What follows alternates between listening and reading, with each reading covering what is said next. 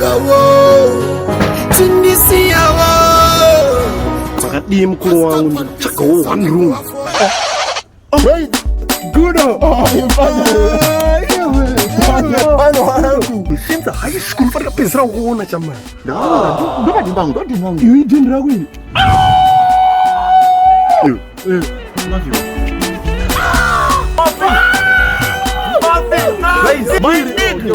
My nigga. That's a gold boys. Gold. Kamota kama nakatenga wewe. Okay. Wala tutenga for chi.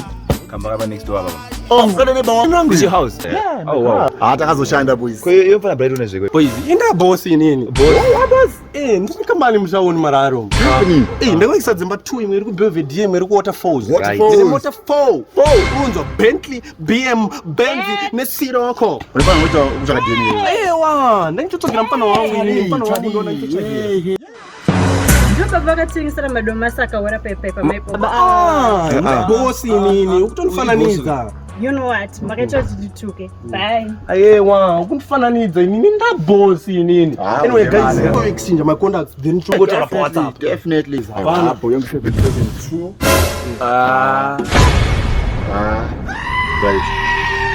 Aiwa, right. Aiwa, bro. Nda boss nini guys?